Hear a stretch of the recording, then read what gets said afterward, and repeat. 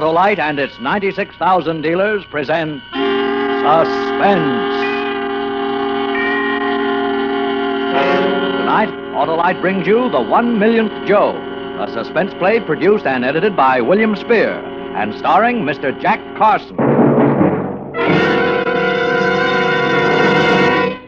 I'm Al Gerzant. From A to Z in public relations is how I bill myself.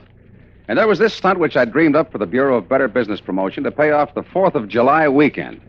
But I hadn't counted on the fireworks, which in this case was a big 45 jammed in the middle of my back. Yes, in a moment, Mr. Jack Carson and a tale well calculated to keep you in suspense. Say, Wilcox, if the bases are loaded with 2 men out, who's the boy you'd like to see up there at bat? Why, the spark plug of the team, of course. The lad who's right there with that surefire, never-miss power. Say, that reminds me of ignition-engineered Autolite spark plugs. You see, Autolite spark plugs are a vital part of the team, too. Well, how do you mean part of what team? Well, just this half. Autolite engineers engineer complete ignition systems used as original factory equipment on many makes of America's finest cars. So naturally, they engineer Autolite spark plugs to work as a perfect team, with the coil, distributor, and all the other important parts of a car's ignition system. And that's mighty important. Yeah, I see. That's what you mean when you say Autolite spark plugs are ignition engineered. Absolutely right, Hap. And that's why they can't be beat for quick starting, smooth performance, and gas mileage. So, friends, see your friendly Autolite spark plug dealer tomorrow. Have worn-out spark plugs replaced with world-famous ignition-engineered Autolite spark plugs. Whether you choose the resistor type or the standard type, you can't buy a better spark plug for your car because you're always right with Autolite. And now, with the 1,000,000th Joe and the performance of Jack Carson, Autolite hopes once again to keep you in suspense. Yes, I'm Al Gerzant, like I said. I started to tell you about this publicity stunt I dreamed up for the Bureau of Better Business Promotion. Well, me and some businessmen with a few reporters, cameramen, and such were out at the airport. The Transworld Argus, Flight 24 from Chicago. The Transworld Argus, Flight 24. Now, come on, gang. This will be at Gate 5. Well, come on, Crowley, fellas, boys and girls. Hey, Tiny, you got that camera hot? You got your oranges, Mr. Wilder? Yeah, I still think a three-piece band looks paltry, Sant. Paltry schmaltry, Mr. Wilder. What we care about is newspaper coverage. Now, stand back when they start coming through the gate. Arriving Gate 5, passengers from the Bobcat line, Flight 16 from Houston. Well, another plane. Is this a horse race or is this a horse race? Boy, oh, boy. I declare I'm all over goosebumps. That's the plane you chartered, Algie, for all these relatives you're ringing in? Oh, lay off. This deal's on the level. Who you kidding? He takes his cut coming and going. Lay off. Look. Hey, here they come, so stand back. You count, Wilder, and me and Mr. Allen will nab it. Now, the last number was 999,990. 10 to go. Okay. 991, 992, 993.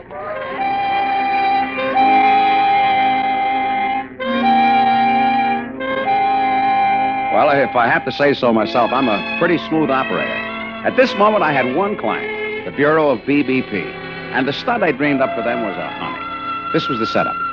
Nab the 1,000,000th Joe through the airport, be he male, female, or what have you, and give this lucky character a 24-hour whirl in the house. Pictures, prizes, tickets to this and that. And all the businesses had chipped in, and it was a good fat kitty. And it worked out to be near the 4th of July, which was a great tie-in. So now, a herd of passengers was stampeding through Gate 5 from 2 planes. The big Chicago plane and the little one from Houston. And all unbeknownst to them, lightning was about to strike. 996. Hey, ain't this exciting, fellas, huh? Oh, yeah, really? Well, ain't it? 997. Hey, it's going to be that girl. 998. That guy in the gray hat's moving up fast. 999. Hey, stand back, will you? Hey, you watch it, mister. Down. Oh, my chin, you stupid ape. Watch where you're going. Well, go on if you're in such a hurry. Hey, and the guy wins. He knocked the gal out of the running. 1,000,000. That's him. One moment, sir. I wanted What to do you grab... want? Who are you? Look over here, mister. Over here, look this way. What is this anyway? For Hang the heaven's flowers sake. around his neck. Oh, please. You married, mister? Let go. You've made a mistake. Let go. No, look, they can't get pictures when you jump around like that. I don't want my picture taken. Let go. How's this, Crowley? Mister, unbeknownst to you, you are the 1 millionth passenger to walk through these Let gates. me go or I'll... As guest of the Bureau of BBP, from now on until the 4th of July, your hotel is paid for. Oh. You will visit the Lion Farm. And, mister, hold still. Pick on someone else. I don't want anything. You will lunch with a motion picture star, eat at a world-famous restaurant, be the recipient of many free gifts gratis. A mink sling cape, 2 dozen sports shirts, 2,000 cans of dog food, a free airplane pass to anywhere in the whole wide world. What? Aha! Something strikes your fancy. An airplane pass to, say, Brazil? Sure, you name it. Yes, sir? Even to the romantic land of your dreams south of the border. Now, sir, what is your name? I'm A.D. Thompson. Where you from, Mr. Thompson? Missouri. Businessman? Missouri. Yes, rugged, retired. Did you enplane to here from Chicago or from Houston, Mr. Thompson? Houston. Hold up one of these oranges, Mr. Thompson, and tuck the crate under your arm. Oh. And smile. Smile. That's it. Snap it, Tiny. Got it. On behalf of the Great Valley Citrus Company, it gives me pride and pleasure to present you. So how was I to know that the trouble was giving me the leer? He looked surefire. Mr. A.D. Thompson, middle-aged, middle-sized, middle-ugly. Mr. John Q. Public himself. Well, in the meantime, that blonde, the one Mr. Thompson had rammed out of line on the other side of the gate, she'd been standing by listening. She was a tall, rangy, good-looking blonde, and, well, all of a sudden she moved in on me. You running this powwow, Buster? By rights, all those prizes belong to me. Oh, now, honey, play fair. Mr. Thompson here sideswiped me, or I would have come through the gate ahead of him. Technically, miss, Mr. Thompson came through first. Look, my shin hurts, and I don't like being shoved around. Win or lose, I can make trouble, Buster. I can sue you cross-eyed, and you know it. That you can. That she can, Mr. Wilder. I say that the Bureau gets sued, you'll be... well, now, miss, the Bureau wants to be perfectly fair and square with you. Only I don't see how. In most contests where there's a tie, they have to give duplicate prizes, Mr. Wilder. Yeah, thanks a lot. Hey, yes, if that's right, we'll give duplicate prizes. Well, that's more like it. Okay, music, boys. Ladies and gentlemen of the press, we have a Miss 1 in a Million also. Tell the boys your name, honey, where you're from, and what you think of sunny California. Well, I'm Vera Valerie. I've lived all over. Just flew in from Chicago. Been singing in a place out there. A canary, boy. Oh, and I think California's just wonderful. Give us a big smile, Miss Valerie. Thank you. This way, Miss Valerie. Atta girl. Where's the guy with the grapefruit?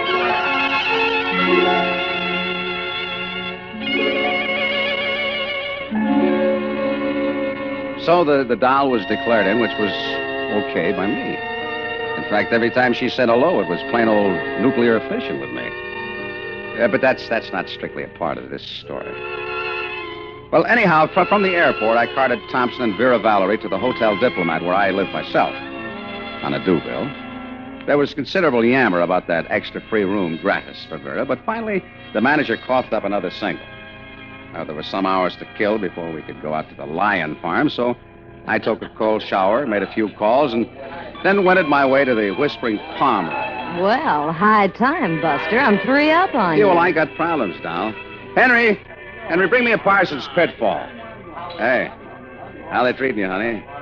What's the number of your room? 4 something. 412, 420. Well, I know it's the 4th floor. Well, that I'll check.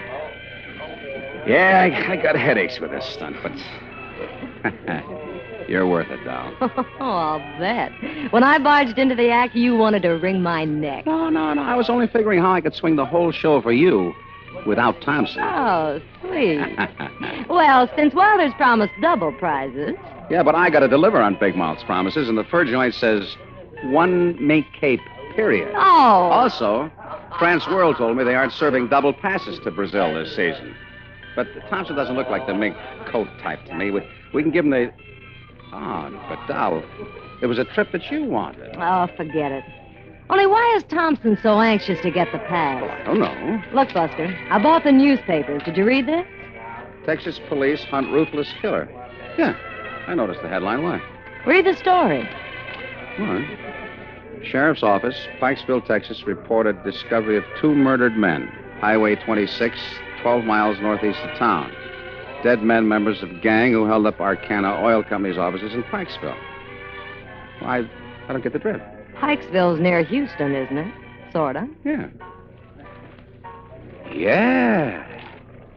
Police believe they were double-crossed by a 3rd member of gang who shot them, making off with entire loot from robbery. Notice how Thompson hung onto that briefcase? Nearly $100,000 in large denomination bills. Wow. The serial numbers are so. No description of killer available. Interesting. You got something.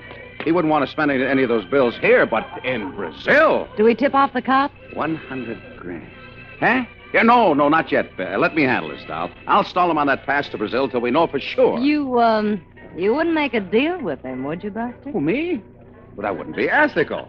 But we gotta have proof, honey. Now, admit it, we gotta have proof. Which was the truth, but not quite the whole truth. That I now admit. You see, the thought of that 100 G's had sent me into a spin, and I wanted time to figure out how I could cut in on those sweet, crisp dineros. If I could prove that Thompson was my man. Well, that afternoon, Thompson kind of played right into my hands. We were out to the lion farm. The boys were snapping pictures of Vera cuddling the king of beasts when Thompson, clutching that briefcase, pulled me off to one side. No more pictures of me, Zant. And keep the ones they took at the airport out of the papers. Keep them?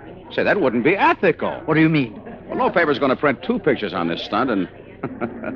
No offense, Thompson, but whose puss would you choose if you was a desk man? Yours or Vera's? Which held him for the nuts.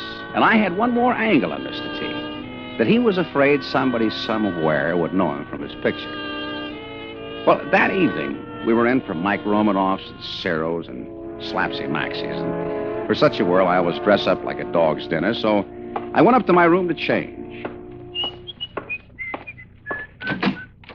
Come in, Zant. Close the door. Well, Thompson, what are you doing here? Waiting for me? Hey, you're not going to Romanoff's dressed like... I'm not going out this evening. Yeah? Okay. It's no skin off me if you buy your own dinner. How soon do I get that ticket? Ticket, chum? To Brazil. How soon can I leave? Well, I guess there are flights every day to Mexico, and from there to Brazil... Get my ticket for tomorrow night. Well, now, that's one of the prizes that you and Vera got to toss for. You see, Get that ticket tomorrow. Give her the mink cake, give her anything, everything. But I want that airplane pass. Oh, it's clear you want it, but... I want it, and I'm going to have it. Huh? Would you have a little deal in mind? Deal? Or words to that effect? Maybe. Or maybe not. Get the ticket and we'll talk. But deal or not, Zant, there's nothing I won't do to get that pass. Do you understand? Nothing. I understand. Nothing.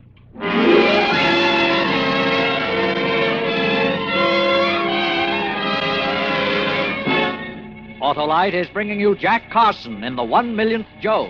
Tonight's production in radio's outstanding theater of thrills, Suspense.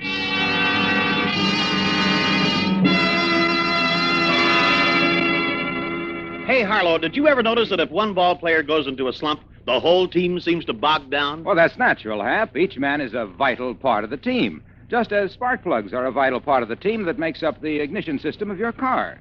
And Autolite spark plugs are ignition engineered by the same Autolite engineers who design complete ignition systems, used as original factory equipment on many makes of America's finest cars. They have team spirit, eh, Wilcox? Right, Hap. Autolite spark plugs are built to function as a perfect team with the coil, distributor, and all the other parts of the ignition system. Why, ignition-engineered Autolite spark plugs are world famous for their quality and dependability. Unexcelled for quick starting, smooth performance, and gas mileage. Right you are, Hap. So stop in at your friendly Autolite dealers tomorrow. Have worn-out spark plugs replaced with ignition-engineered Autolite spark plugs. Whether you choose the resistor type or the standard type, you're always right with Autolite. And now Autolite brings back to our Hollywood soundstage our star, Jack Carson, in The 1,000,000th Joe, a tale well calculated to keep you in suspense. So I showed Vera the town that night, along with some reporters, and without the truculent Mr. T. As I told Thompson, there was no skin off me if he bought his own dinner. Anyway, I was real glad that Vera and I could finish that evening alone. It was a last night spot schedule, and therefore on the cut. The place was jumping, and the newsboys was having a high old time. Hey, Carson, another round of drinks here. That's the way to talk, Andy boy. Still young. How about champagne? Yeah, you don't want the bureau to look cheap, Andy boy. What about my dance with Miss Valerie? Well, I'm willing and waiting. Now, wait up, boys. While you're still sober and able to listen. Speech! I got an announcement to make. You ought to all be at the airport tomorrow night for Transworld's part in this stunt. The free pass. Where to, Algy? Who's going? The free pass it is, but I want you boys to have a little suspense. Just be at the airport from 10 p.m. on. One or another of our two winners will be taking off for parts unknown, but who or where to, you got to be there to see. Hey, Buster, you didn't tell me Yeah, well, yet. come on, Vera. Let's you and me bunny hug. Drink up, you mugs, and don't be bashful about asking for more of the same. But, Buster, you haven't... Come on, Vera. Oh, Buster, tell me. Now, come on, doll. Just snuggle up and dance. Smooth. I saw you and Thompson huddling at the Lion Farm. Yeah, well, he was telling me that he's camera shy. Oh, he is he? But later in my room, Thompson showed his teeth. Said I should hand over that pass to Brazil or else. Oh, look, we gotta tip off the cops. Oh, sure, honey, as soon as we got proof. Proof? Yeah. This phony blows in from Houston clutching a briefcase to his breast, nearly blows his top when you pick him out of the crowd until you mention an airplane pass. Not enough. Not enough? Look, if I call in the cops and Thompson turns out to be only a gink with a screw loose, I'm in trouble. Capital T trouble. You gotta see my side. Then what are you doing to get more proof? Well, that's where you come in, beautiful. Do you think you could get Thompson to flash some of that dough, if he has it? Come again? Well, figure out some way to make him show his money. See if it comes out of the briefcase and if it's in big denomination bills. Oh, yeah. Maybe. Well, tackle him first thing in the morning.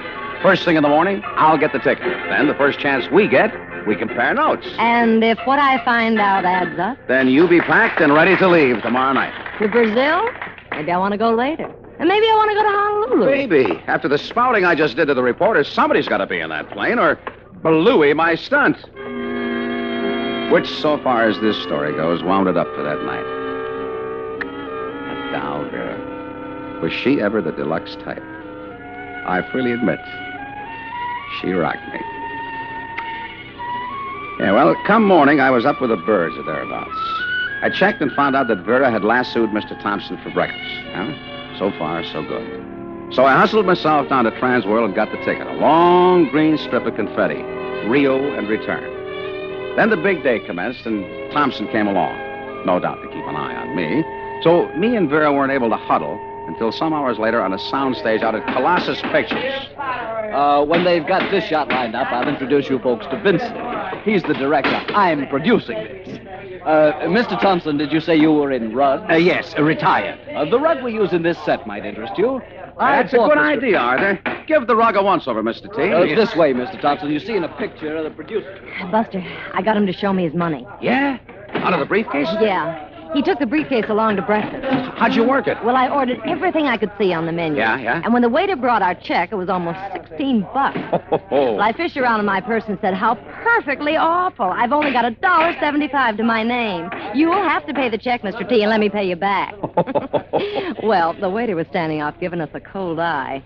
So Thompson unzips his briefcase a couple of inches and fishes out a $500 bill. 5 C's? I could have died. Stared till I was bug-eyed trying to read the serial number. And, Buster, you're going to be proud of me. Huh. The number was C1240653. What? You remember the whole number? Yeah. I got a mind for numbers. Never forgot a phone number or an address. What are you looking at? Oh, this is the list of serial numbers. Say that number again, doll. C1240653. That's it. One of the bills from the Pikesville holdup. You know... Yeah, but if the hotel got it, they may check. No, they don't have it. All of a sudden, Thompson grabbed the bill back and said, we don't have to pay for breakfast. That's part of the prize. We're rolling. Quiet, please. So Mr. T thinks he can play rough with me, eh? 100 grand. So now will you call the cops? Well, not so fast, honey. You said you'd let me handle this, and I got to figure out something. Shut up before I have you thrown out.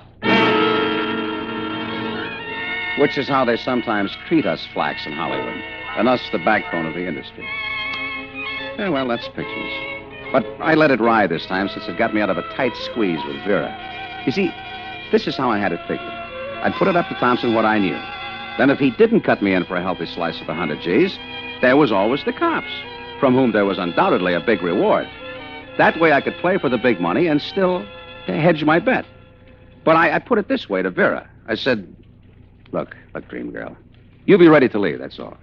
What time does the plane take off, did you say? Why, 11:40. We ought to leave here by 11. And what happens to Thompson, Buster? Well, I'll get everything set for a quiet pinch just after we leave. It'll louse up the stunt, doll, if it gets out that the Bureau picked a hood for this world. I gotta protect my clients, you understand? Oh, sure, Buster. I understand. So Vera was set up to take Mr. Thompson's place if it was no deal with him. If it was a deal, then Thompson would fly off to Brazil, leaving me unexpectedly wealthy. I was sure Vera was a sensible type doll, not adverse to knowing a Joe who was in the chips. Well, along about 9:30, I went knocking at Thompson's door. Come in. Well, sir, another day of California sunshine. Oh, you got it. You said we'd have another talk. Oh, talk's cheap. All right, I'll level with you. I know your name isn't Thompson. I know why you didn't like being picked for this stunt. I know what's in that briefcase, and I know why you want to fly the coop. Huh? You spoke yesterday about a deal. Yeah. How much? 50. $50? Don't play footsie with me, Thompson. 50 grand. $50,000. $50,000? Hot money like that, I'll have to trade off at a discount. But you'll be in Brazil getting your money's worth, dollar for dollar. Just take your briefcase, Mr. T, and unzip. Just what do you think I have in this briefcase? I don't think. I know. Look, I'll tell you who I am and why, all about it. Time's a waste, Mr. Thompson. In 10 minutes, call the cops. My name's Kirkwood. I came on the Chicago plane, not the one from Houston. Vera was on the Chicago plane. She never saw you. I came to Los Angeles to kill myself, Mr. Zant. To kill myself in such a way that I could never be identified. I'm going blind. I'll be totally blind 6 months from now. Oh, come now, really? What are you giving me, Thompson? 5 years. For 5 years, I went to eye specialists, New York, Philadelphia, Canada, spent every cent I had trying to find a cure. Look, I got no time to brandish words with you. Then I heard of this one doctor, a Viennese refugee, lives in Rio. He's cured cases like mine, but my money was gone. Look, I'm going to fall. Oh, no, why don't you believe me? I have a daughter, Mr. Zant. All I can leave her is my insurance. I thought if I disappeared, if it could never be proved I killed myself, that's why I didn't want to be recognized. That's why I grabbed for this wonderful chance, this free trip to Brazil. And the briefcase, Mr. T, what's in the briefcase? Dynamite. What? Dynamite? I bet it's dynamite. You're some joker, Thompson. Were you going to kill yourself with dynamite? So I couldn't be identified, yes. Oh. Let me see the dynamite, Mr. T. The crisp green dynamite. Don't touch that briefcase, Zant. Buster! Hey, Buster, I've been turning the place inside out to find you. Vera, leave us be. But I just remembered. It's daylight saving time here on the coast. That plane leaves an hour earlier. Buster, watch out!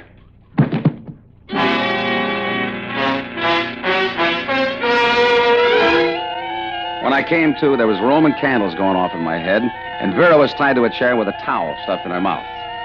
The airplane ticket was going out of my wallet, of course, but I saw by my watch there was still time. 10 minutes later, we was in my car, Vera and me, and halfway to the airport. I took a shortcut up through the hills and kept the gas pedal flat on the floor.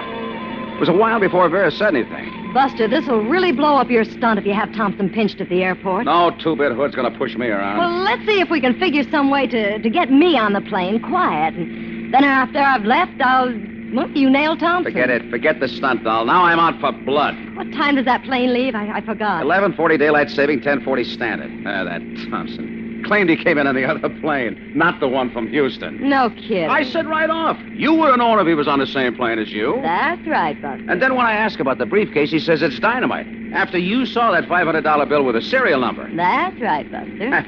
Thompson didn't know the combination he was up against. Me and a sharp doll like you. That's right, Buster. You spotting that headline right off. And remembering that serial number 100%, that's... Yeah, it's funny, though. What's funny? Well, that you couldn't remember your room number or the time the plane leaves. If you got the memory you say you have. That's right, Buster. Hey, it's you. It isn't Thompson. You're the Texas hoodlum. This gun's loaded, Buster. Turn off at the next side road. You came on the Houston plane. You played me for a sucker. I played you for what you are. Step on it. Every last lead I got on Thompson, I got from you. If I ever trust another doll... You won't live to worry about it, Buster. Turn right here.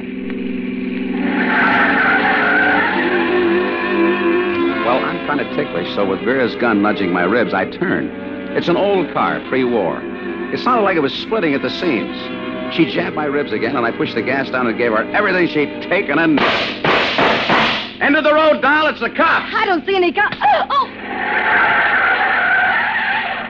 But you see, I got the gun, doll. You see that, don't you? Old Josephine here. She has a lovely habit. You give her too much gas, she resents it.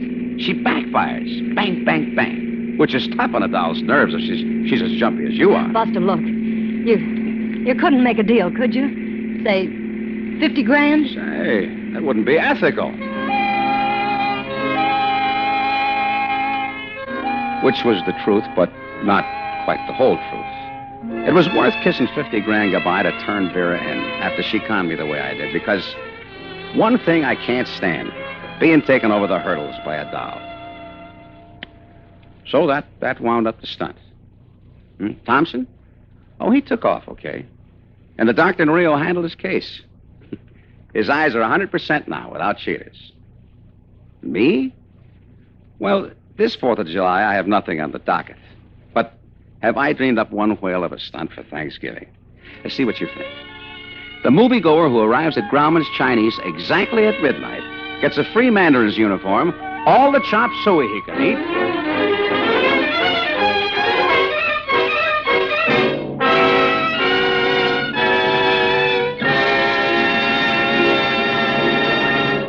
Suspense, presented by Autolite. Tonight's star, Mr. Jack Carson. Say, Wilcox, have you made the Autolite team? Well, you might say I'm a pitcher, Hap. I make the pitch for more than 400 products made by Autolite for cars, trucks, planes, and boats in 28 plants coast to coast. These include complete electrical systems used as original equipment on many makes of America's finest cars. Generators, coils, distributors, voltage regulators, wire and cable, starting motors, electric windshield wipers. All engineered to fit together perfectly, work together perfectly, because they're a perfect team. So, friends, if your Autolite-equipped car needs replacement parts, ask for and insist on Autolite original factory parts at your neighborhood service station, car dealer, garage, or repair shop. Remember, you're always right with Autolite.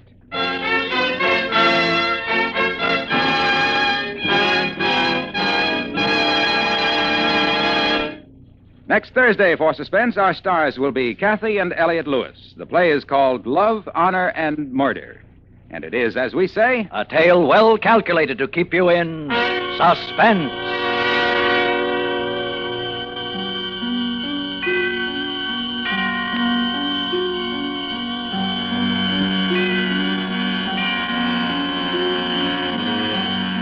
Tonight's Suspense play was produced and edited by William Spear and directed by Norman MacDonald. Music for Suspense is composed by Renee Garrigank and Lucien Morawek and conducted by Lud Gluskin. The 1 Millionth Joe is an original play written for radio by Sylvia Richards. Jack Carson may currently be seen in the Columbia picture The Good Humor Man. Don't forget, next Thursday, same time, Autolite will present Suspense, starring Kathy and Elliot Lewis.